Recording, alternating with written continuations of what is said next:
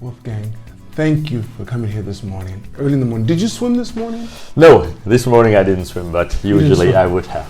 Yeah, and I was going to call you ahead of time. I didn't. I really apologize, but you were here 7:30, like we said. Of course, as the Germans usually do. We are you guys very, are right up very punctual. Very punctual, on time. On time. So that's right. So being German, you were born in Germany? Yes, I'm born in Germany. Okay, where in Germany? Close to Stuttgart, Okay. a town called Weiblingen.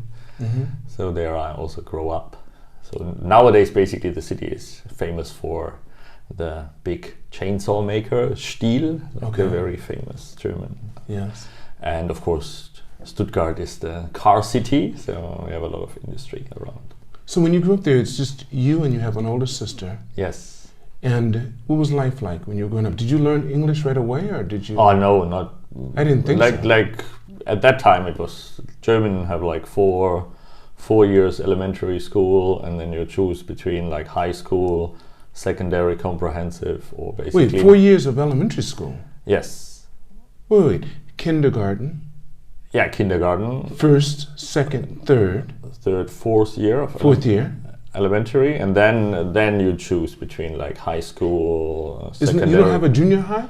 No, not really. No middle school. No middle school. There is basically like it's three school systems. It's basically high school that can lead to university, then secondary comprehensive school that leads usually like you becoming a normal employee, or like and main school is mainly for not too well educated, it's like basically construction workers or That's called main school. yeah. Okay. Are they supported, like one supported by the government? The other No, ones- all are. It's all supported by the government. All in Germany, supported. all. So you don't have any extra expense. So you don't leave school with a big debt. No, not at all. Okay. Not at all, and also university is free in Germany. So what was your course then when you went through? So I started basically with the high school, but then being 14-ish, I was not the best student, so I looped 1 year, went back to like I think I did 8th grade twice, and then basically I went to secondary comprehensive school, and afterwards back to high school. So I managed then to after the 10th grade, you can go back to a specialized high school, which I did then for electrical engineering, and then that led me to university being an electrical engineer, like master. Then why did you pick that? Was that something your father did? No, I was overall interested in electronics at the time. I did my own small circuits and these kind of things. So yeah, and I wanted to do it, and it's just like engineering was my thing at the time. Okay. What kind of work did your father and mother do? Oh, my father was basically a furniture salesman, and my mom first was of course mom, and then she also studied like extra course for being a beautician. So that she did when I was 14-ish. I think she started that. So how many languages did your parents speak? Basically not really English. Okay. No, basically German. Just German. German, yes. So as most of the parents at the time, so not so many people spoke English. So what got you involved? When did you start speaking English? During university, because at university it was more like many study materials were English, and then I For electronics? yeah, of course. Okay. Overall I picked it up, and I missed it out during high school. I said French. I studied, or you have to study basically 2 languages. I studied French and English. Okay. In French I didn't like at all, so that I skipped, and then basically English was okay. But basically, really, in my university time, I picked up English. So did you have English speaking. friends? How did you really get involved with it? When did you say, you'd say, now I've got a handle on it? Yeah, at university there was also some international courses, and then I also thought, okay, only maybe going to US later or going somewhere abroad, so I have to learn better English. Okay. Then, and then it turned out ending up in Japan. All right, so you graduated from the university with an electronic degree? Yes, Master of Electrical Engineering. Okay, and then what did you do from there? What was your first job? My first job was actually in Japan. So the story of being in Japan is a little longer. So I was first time coming to Japan was with the lifeguards. Actually, I was a lifeguard in Germany with an exchange program, and I was the youth leader of the lifeguards. No, you mean really lifeguard, water lifeguard? A water lifeguard, yes. But I don't understand. Wait. Wait, for a club? Like, it's volunteer. In Germany, all lifeguards are volunteer. So it's basically, initially I was with the swim team, so I was a swimmer. Right. You still are, by the way. Yeah, yes, I still are. That's true. So first, basically, main sport was swimming, and there I went quite far, and then I also trained a lot. So I was also in basically kind of the German team, and then. But then I quit that because I focused on school, and then I needed to do something else, swimming, because once you are swimming, you need. The problem is, as a runner, you can still run even if you leave the club, but as a swimmer, you need a pool. So then I joined the lifeguards, and that's voluntary work, and they give some swim lessons, and they do some pool watch things, but also go to the like Baltic Sea or North Sea in North Germany in kind of summer camp, and so there basically I was then the youth leader from my prefecture, I would say, and the German government and the Japanese government exchange youth leaders on a kind of regular base. No, you're 18 at this time? Yes, something a little, 18, 20-ish maybe. Okay. And then, I came to Japan and stayed 3 weeks in Japan with this program and had like homestays and things like that. And did you have any Japanese abilities at Japan? Not at all. That was also, it's more or less like a travel, no Japanese at all. But you had some English though? English, yes. Okay. So, but of course, communication was really tough in homestay families somewhere in Niigata, and so that was very, very interesting. But then, coming back to university, if you study a master degree in Germany, you need to have a 3 months internship with a company as one of your credits to actually get your certificate at the end of the day. So during that time in Japan, and the very interesting topic was the lifeguards were basically matched here in Japan with the Girl Scouts. It was a nice match. But wait, but these are little girls. These are little girls. No. They were also the youth leaders. So youth, same age. Leaders groups, but the lifeguards and the Girl Scouts. Okay. So, and then I asked one of them actually if she knows someone who can give me an internship. And at that time, she was actually posting or writing to. She was singing in a club which has a lot of members, and one of them was actually from Hitachi Software, and he said they would have such kind of programs and I should apply, and I applied, and a couple of weeks later I had my internship in Japan.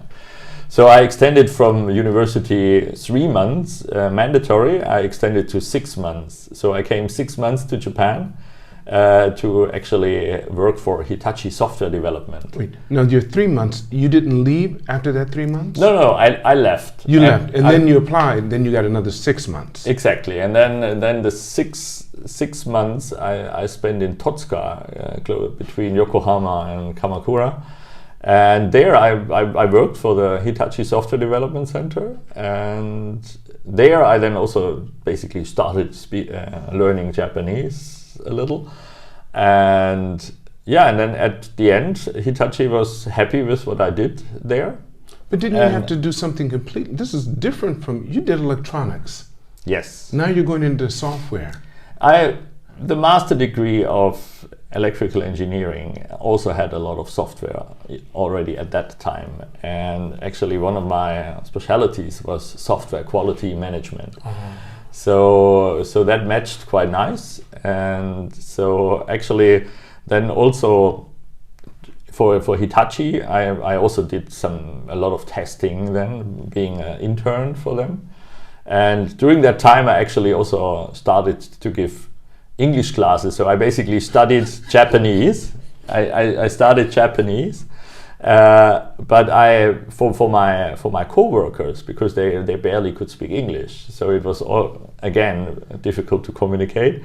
So what I did is basically using an English-Japanese study book to learn Japanese, but on the way at the evening I taught some English, basically the same what I learned in Japanese I taught them at the evening. And it helped you improve yours too. Yes, exactly. So that was kind of how many students did you have? At the beginning only 2, okay. But at the end, after 6 months, it was over 20 people wanted to study. And you're the only teacher? And I'm the only teacher, yeah. Wow. So that was kind of fun. But so it was volunteer at the evening, and basically only picking up, and it was good fun. So you did that for 6 months. After that time, you had to go back? Yes, but in the last week of my internship, basically the center president came to my desk and thanked me for being there, and also said like, yeah, if you want to come back, we offer you a job. So they offered me a job, even not graduate, but they said like they want to hire me. Now by that time you're around 22, 21, 22 maybe? No, older already. Oh, you were older already? Yeah. In Germany it's like 18 when I came out of like high school. Mm-hmm. So and then 1.5 year military service. Oh, you also, because we skipped all that. Yeah, we skipped that. Wait, but you came here 3 months first, then you went back, served in the military? No, after you'd already served immediately I went to the military. Is it mandatory in Germany? It was at that time mandatory. In the meanwhile, not anymore. From 18? Yes, like 18. Yes. Right. So, and at that time they just increased from 15 months to 18 months. And so you had to do the 18 months? I had to do 18 months, yes. And after that you're done? Yes, pretty much. Especially then if you go, I think for 2 years I was on kind of reserve, but I didn't. You didn't have to do anything? Doing anything, yeah. So then so during that time when you came to Japan for the first 3 months, it was after your military service? After military service, and then during university, and also basically the master degree is very long. Overall, I studied 7 years. So that's where the difference comes. Yes. I see. Okay. So it's not the normal like 4-year master thing. Like in Germany at that time, it was actually not a master degree. I'm now saying master degree, but it was basically higher learning. Diploma engineer, like and that's basically almost 7 years. I think the fastest guy maybe do it in 6, but I because I had the 6 months internship then in between, and so it was basically 7 years. System. Is it still like that, or is it different? Now that we also adapted internationally, we also have so now you have 4 year. Now it's same 4 year, and then you can go to the doctor, but.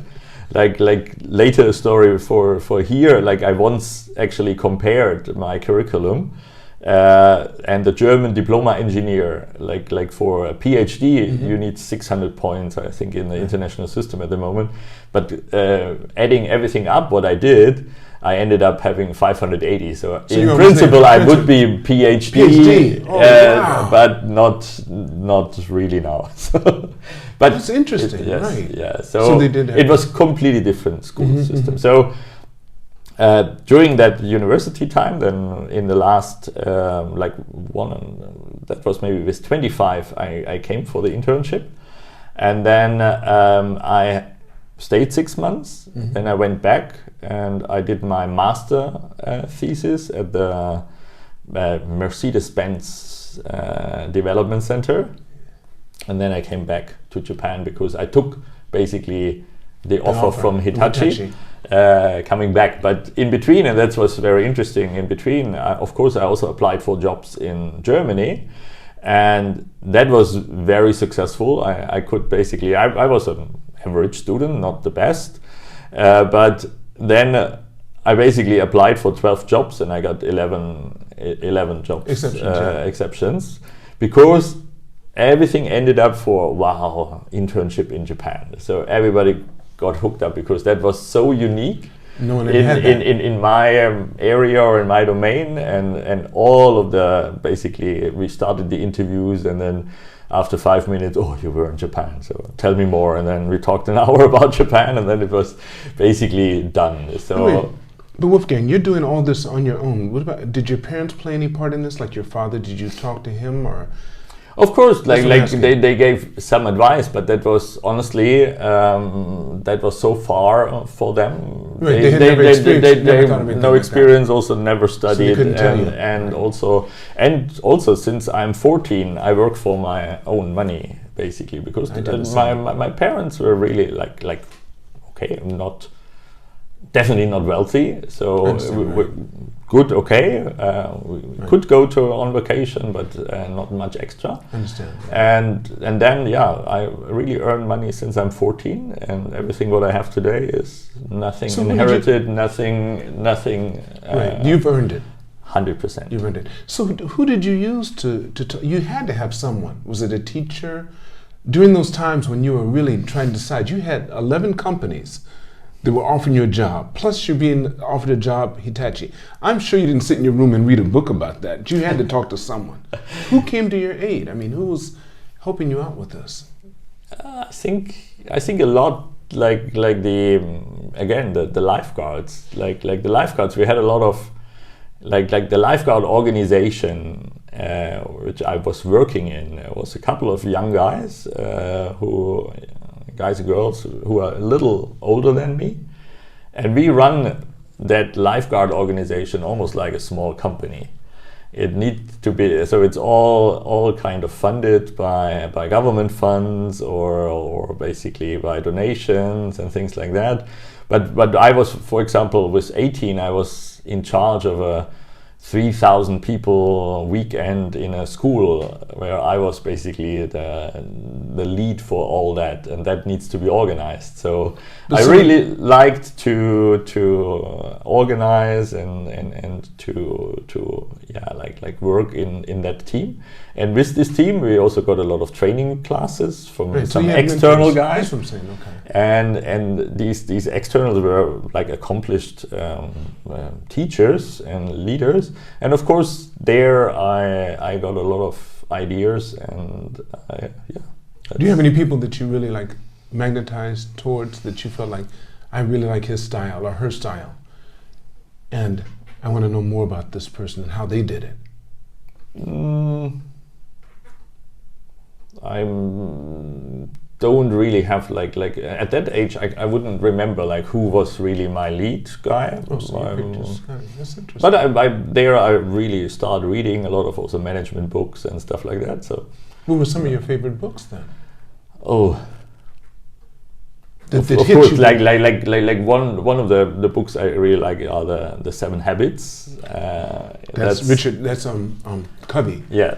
Right. So that one really struck you. Yes, that I think there I learned a lot, and also made myself pretty efficient doing things. Let me ask this question this way: what books do you recommend to your sons, or will you recommend to your sons? If they said, Dad, look, how do I get to be more like you? What books? Because there's people, you don't follow behind people, I can tell that. So what books would you recommend for me, Dad? One, definitely, 7 Habits. Definitely the 7 Habits. Then also there's another, I forgot, like The Goal is from Gold Red. The Goal. It's basically a lot about also efficient processes, and it's Gold Red writing books more like business novel and not really like it's not a it's textbook more or a novel. Okay. Yeah, it's rather a novel. Is it in German or in English? In English. I think you can also get it here in the line. The name of the book is what? The Goal. The Goal. Okay. All right. And basically it's from Gold Red, and it's really interesting, especially if you are a little into process optimization and these kind of things. So that, and yeah, 7 Habits. Those 2 books. Yeah. Those are like your Bibles. Did you grow up religious at all? Not really. Not so much. So of course, like I'm Protestant, but not really went to church much, and I'm also not the strongest believer. Right. You go to Hitachi. You tell the other 11 companies thank you, but no thank you. Yeah, exactly. I'm going back to Japan. Exactly. I said like, okay, no, I want to challenge. So were they offering you more in money by any chance, Hitachi? No, that was much less. So that's what I'm saying. I would think that because like I was in a normal engineer, so I started. So during the 6 months here in Japan for internship, I stayed at the men's dormitory, Hitachi dormitory, and also during I worked for them 2 years, and I stayed also in a Hitachi dormitory, and the pay is really low, and right. It's basically it was, I think 220,000 yen was my starting. What was your thinking for doing that? What was your thinking? I thought just like it for me it was about the experience and not about the money. So it's just like I was confident enough that saying, okay, already the internship showed me that I can easily find a job afterwards. So I thought, okay, now getting more experience and more exposure will then say, okay, after 2 years when I'm not happy with it, then I can come back to Germany, and you know, and I definitely get a job. So that always worked very well from a safety net for myself. And at that time, I was not really related to someone, or therefore a free guy, and I could easily do that. So right. And yeah. So you were in your mid-20s, late 20s? Late 20s. Late 20s at that time. Yes. And you started picking up Japanese as well too, since you were were you the only foreigner in your group? Yes, actually 3,000 people and 1 foreigner. And anyone else there speak English?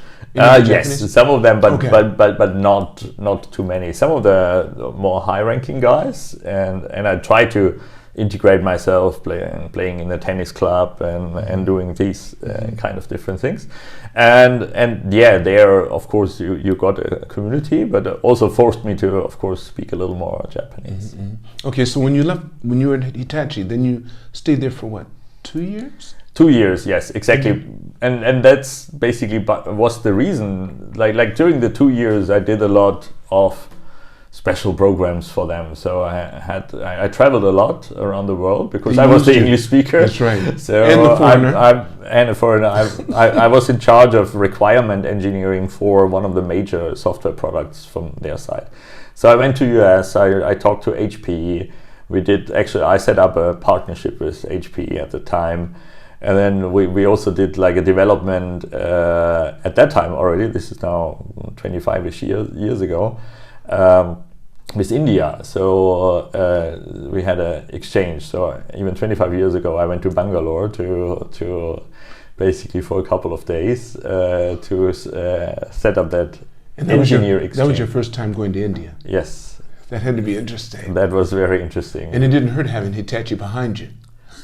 Yes, of course. like that was all organized at the time. Then that's of course, beautiful. But also my boss at the time said like, you bring everything. You bring your food. You bring your water, and because everybody got sick. That's right. At that time, and basically, right, they didn't want to have that. They told me like, okay, it's a 3 days trip, and basically you need to carry. We fly you business class over there, so you have enough luggage, but you basically eat only from you don't touch anything because otherwise you ending up being sick. And honestly, most of the people got really sick at the time, and therefore that was very good advice, and I followed, and that worked. And yeah, and then basically we started that exchange program, and that was then interesting, bringing also the engineers over.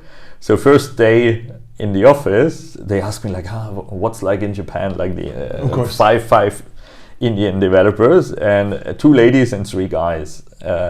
And I said, yeah, it's formal, so you need to wear suits and it's not casual. So of course, if you tell an Indian lady wearing formal, what does she wear in summer?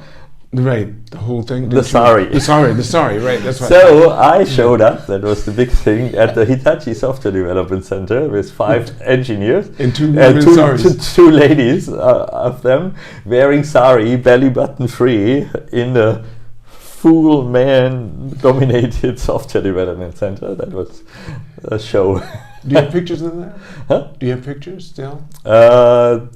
Just curious. That'd be interesting. No, Okay. Most likely in Germany. At that time, it was not DigiCamp. So you did that.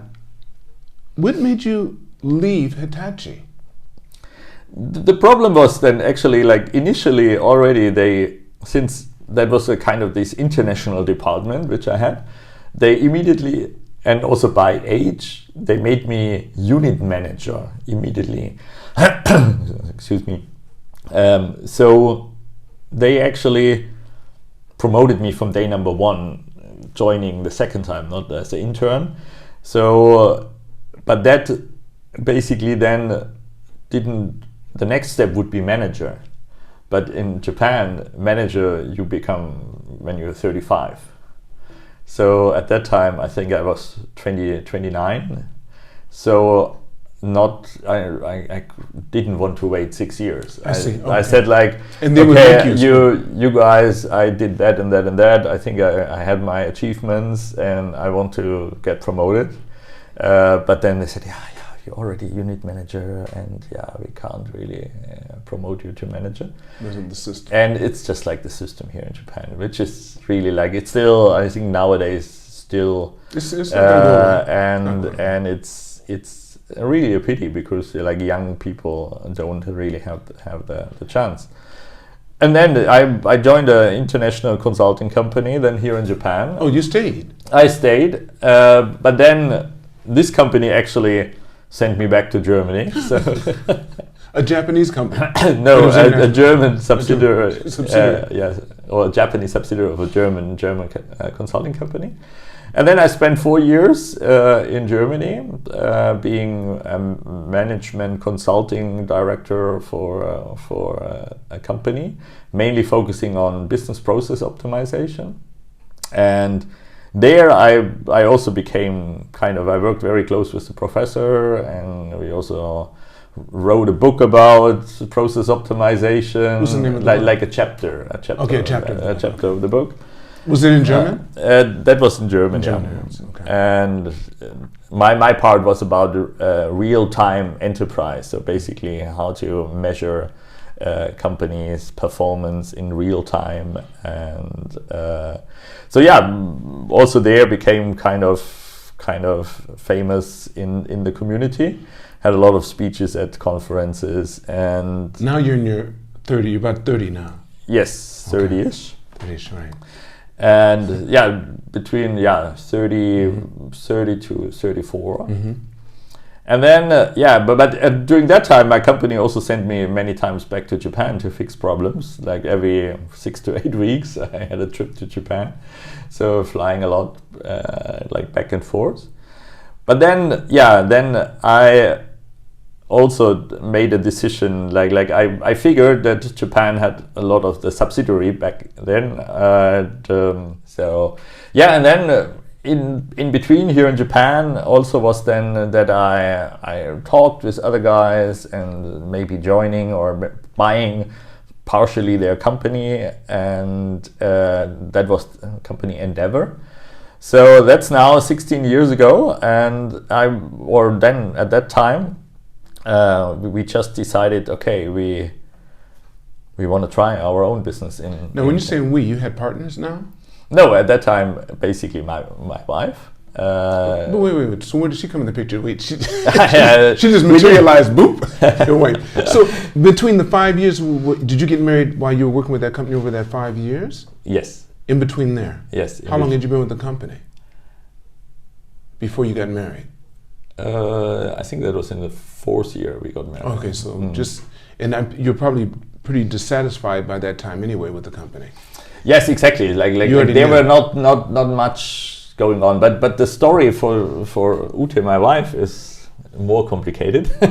So initially, she actually was my lifeguard student. So yes, so totally illegal. But this is part of that group that you always have been a part of. Yeah, exactly. But okay. So we dated for a year, and then no one knew about it.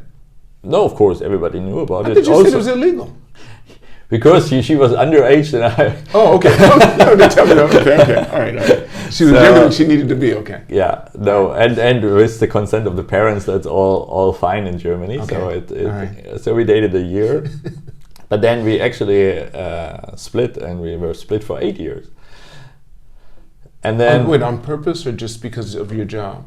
No, on purpose, because the age difference was then a 7 years age difference, so it didn't work for her, for me at that time, and then and overall it was good, but then 8 years later, I was during that time I was in Japan, and then my best friend got married, and I was the best man, and but I'm missing something. Wait, you said you're in the company. You got married 4 years into the company that you were with for 5 years.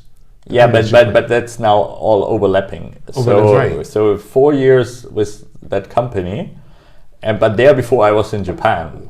Right, and you already knew her. Mm-hmm. Go on.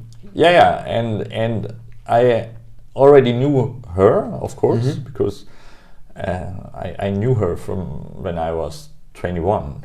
So okay, so she was always there. She was always there, and then in between my time working at that time actually for Hitachi and just about to change the job, I was in Germany and basically were asked to be the best man for my friend, and he asked me like, do you bring someone from Japan, or who shall I invite for you?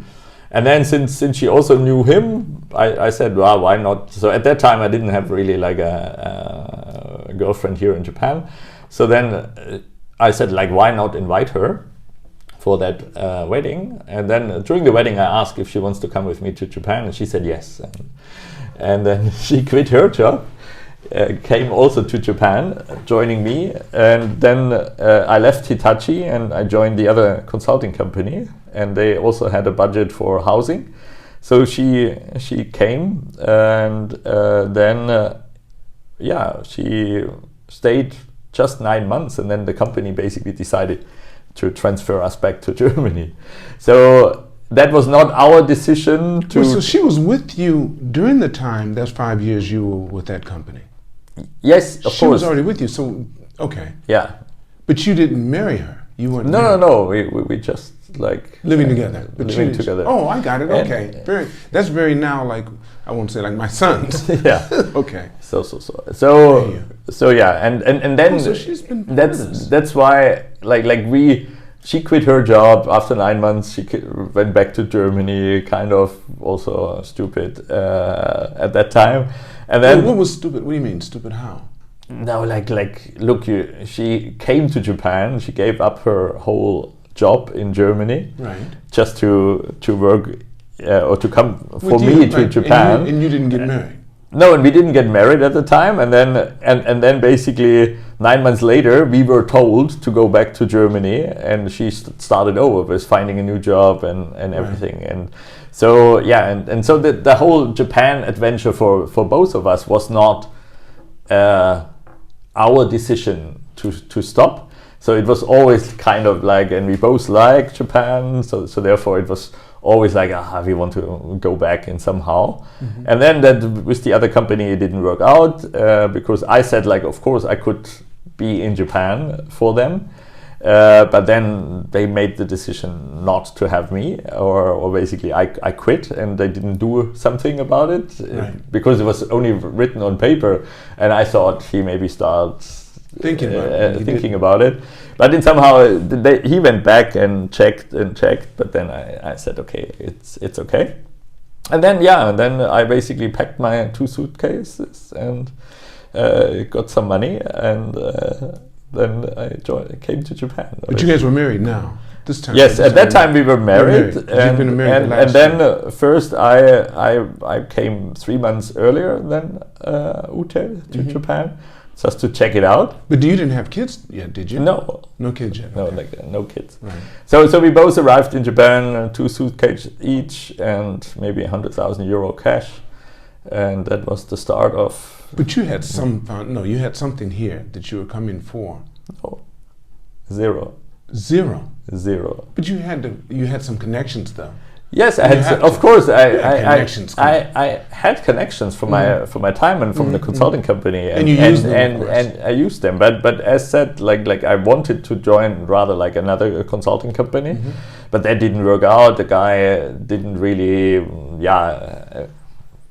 he talked more than he actually at the end of the day delivered. So yeah, we started fresh, basically set up the two of company. you? The two of us, yes. So the company you have now is both of you. Yes. Like Ute is a silent shareholder, yes. She doesn't do She's much. not that silent. She's strong as she can be. You like to call her that. Yeah, anyway. So how long have you had your company now? 16 years. And the name of it? What's the name of your company? Endeavor SBC. Endeavor SBC. What's the SBC? Strategic Business Consulting. Okay. All right. That's neat. So, and your main focus with the company was, or is? At that time, it's still like process optimization, and also in the meanwhile developed. I have a strong IT background. We're also implementing, in particular now for one industry specifics, we're also implementing SAP, the big German like ERP software, which is basically changing the whole infrastructure within organizations, like from finance through logistics. Now it's called what? SAP. SAP. Does it have anything to do with the blockchain? Is it technology? Nothing. No. It's not blockchain. It's really ERP. It's enterprise resource planning. It's from finance, as I said, to logistics. I see. And yeah, I got quite lucky at basically coming to Japan.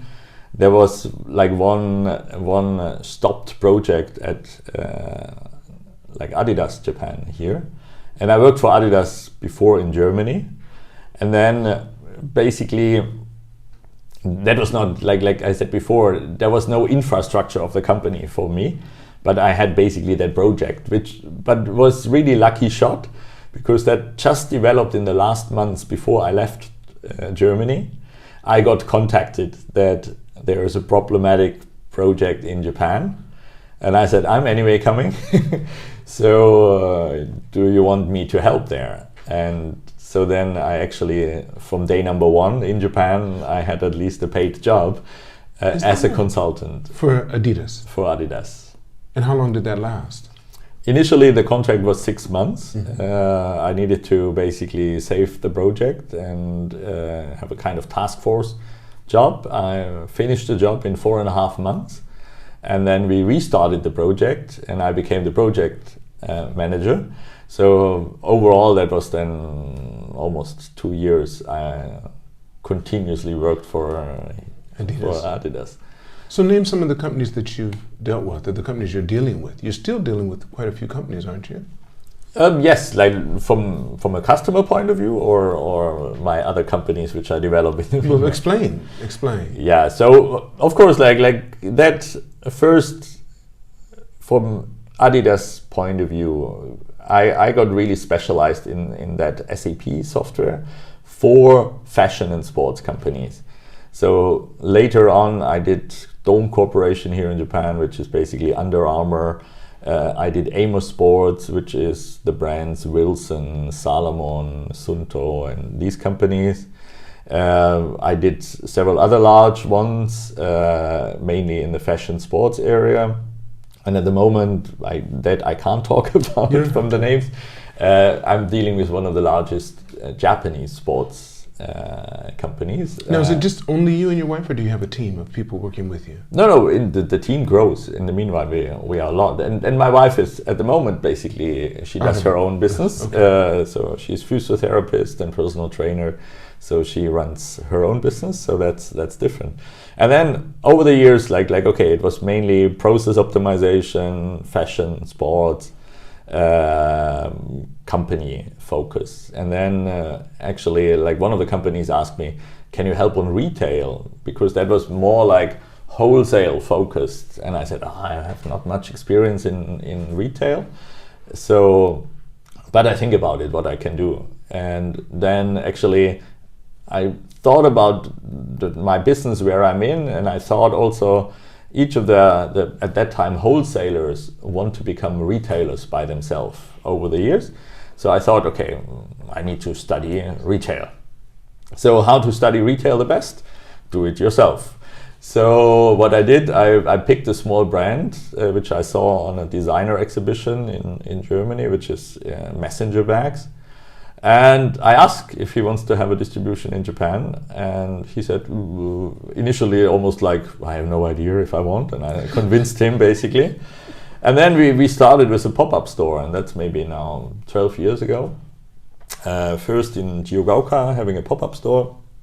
Then I basically got a store in Daikanyama, and we almost had a store for 10 years in Daikanyama.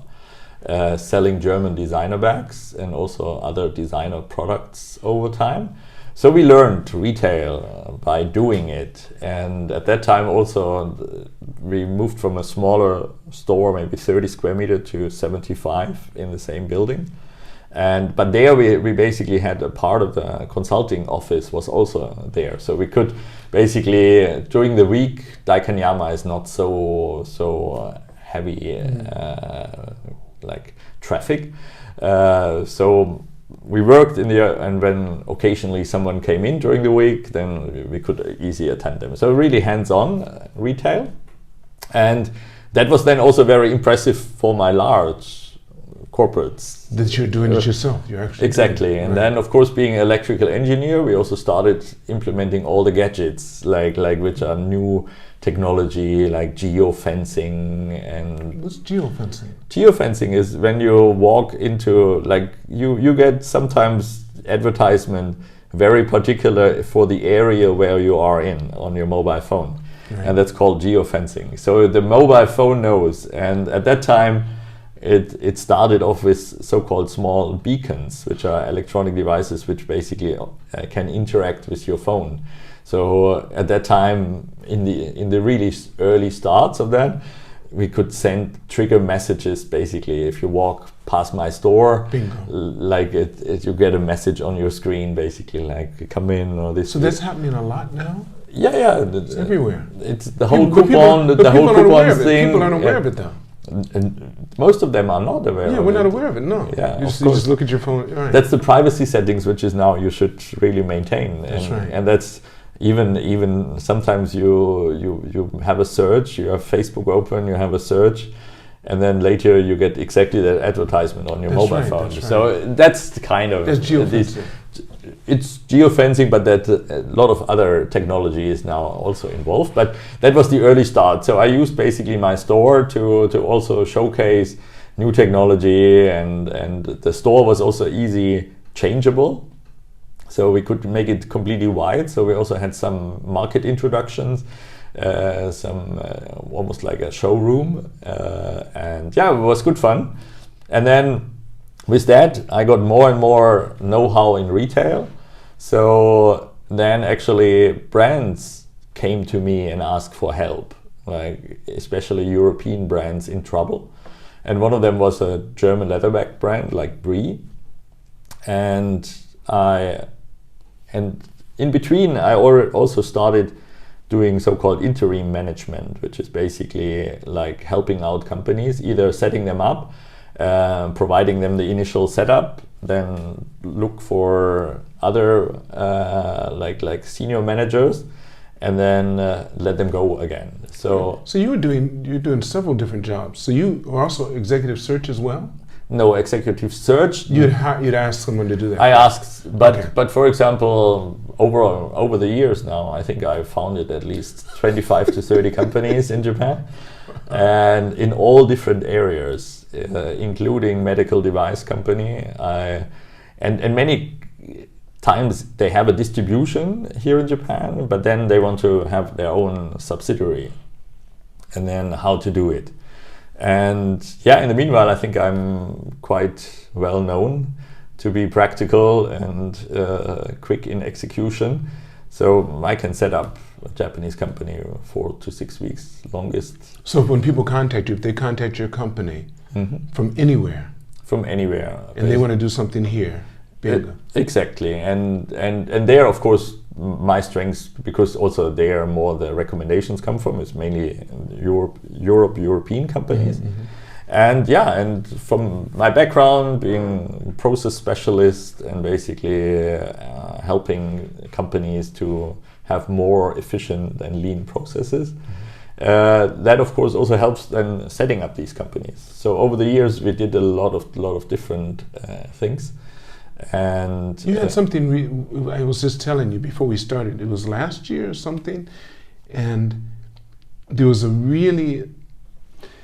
you're really excited about something. Did you launched some project or? Yeah, it's like last year we then also started a new brand. So which is Eigner Munich. It's a very famous German but then leather bag. weren't they here already? They'd been here and then they didn't make it. They were exactly. Here. They've been here many years ago. They came in the 70s. So and they then came in the 70s and they went down. They were popular for a second, then they went down. And then they found me again. Like this is exactly what. So they heard about it and they anyway wanted to come back to Japan. But now there is that guy, that German guy who knows about bags anyway in Japan. And that's why we basically relaunched. That's why you're standing in front of the store. That was the opening of the brand new store. Is that in Harajuku? That was basically in Lake Town. It's outlet mall, yes. Right. And Beautiful and in the meanwhile we have 6-8 stores and quite. Now some of these you actually invest in and they become ownership. Is that one of them? That's one of them, yeah. It sure is. And Brie, like Brie, I helped and I bought it. So it's yours now. It's mine now. So like the Japan operation, and then I have shoes, Kendall Schmenger shoes, and just recently in August I bought Mephisto shoes. So I took over Mephisto Japan, basically invested. I bought over 20,000 pairs of shoes. Can't wear them all at the same time. No. And so yeah, that's my business side. And you enjoy that? Yes, I do quite a bit, and now and then also many other companies. I know you're in the apparel business. You've done that. What about sportswear? I'm not sportswear, but I mean equipment, because I know you're an avid swimmer. You love skiing. Yes. You love cycling. Yes. You love boating. I mean, wait. What else have I missed? No, pretty good. That's pretty good. Those are the areas that I know you're very strong in. Yeah. So, which of those are you really focusing on, or all of them? Do you have something in each one of those areas too? No, I don't have any equiment company. No. At the moment, as said, what do I have? I have bags. I have 3 bag brands in the meanwhile. So it's Brie, Eigner, and Porsche Design. Porsche Design is yours. Yes. Okay. Then I have Mephisto and Kendall Schmenger shoes, and I have France scarves, and yeah, that's it. So you're in the apparel so far right now. But at the moment we're talking about some other areas. There are some other areas. So you are going to continue to expand. Yes. Yeah, it's almost, it comes to me. I'm not advertising. It's just like projects come to me. When you're good, it's like a good restaurant. Yeah, exactly. It's word of mouth. Yes, that's the definitely. best I'm doing 0.0 advertisement. It's really like it's not nowadays. You don't need to if you're really good at what you're doing. Let me ask you this: what do you see in the future? Are you going to stay in Japan? Do you plan on staying here indefinitely, or do you think about going back to Germany, or is there some other place in the world? It's that I think it's not really decided. We have a couple of years where the kids still go to school. Because how old are your sons now? The sons are now 12 and 14. 12 and 14. So still a couple of years to go. And also for my own, once with 25, I said I only want to work with until 55. That would remain another 3 years, but that might get a little extended. But I definitely don't want to do that craziness what I'm doing now. For over 60 years, I don't want to do that. Because that's a lot of just logistically, you move around too much. Exactly, and also of course it's quite demanding. It's in Germany, like this type of self-employed.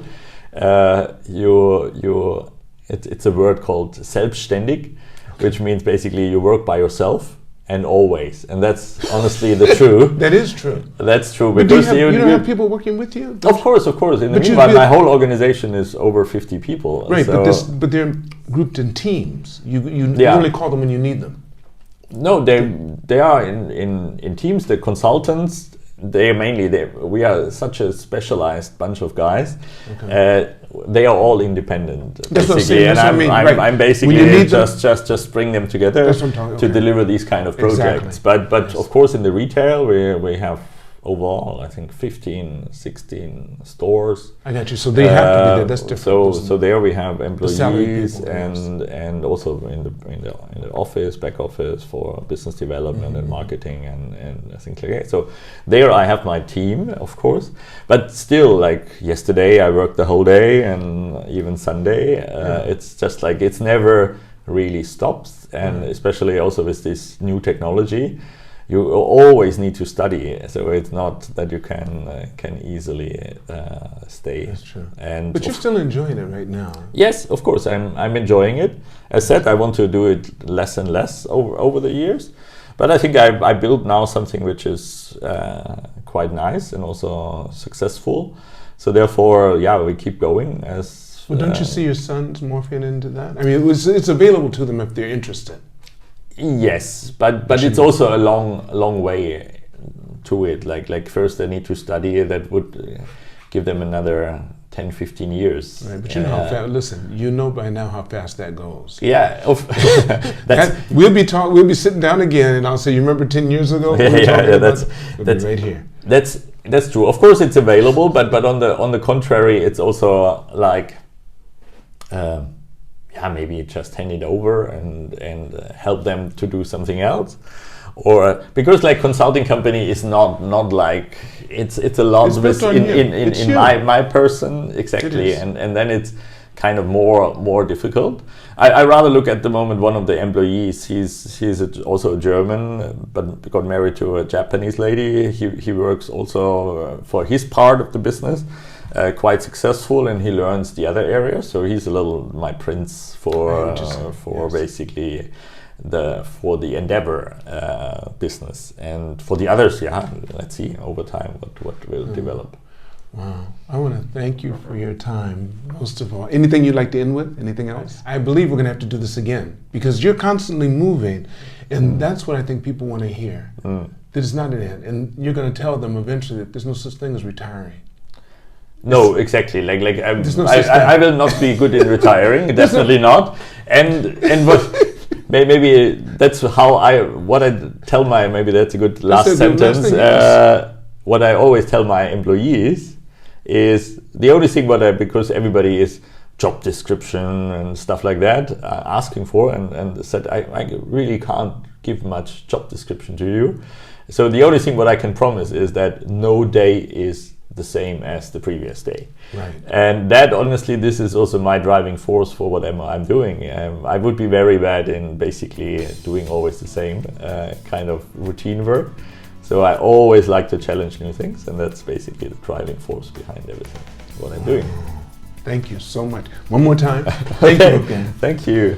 I want to thank all of you for watching this podcast. Make sure you press like, subscribe, and never forget, it's all unknown. Continue to reach for the stars, and you're too blessed to be stressed.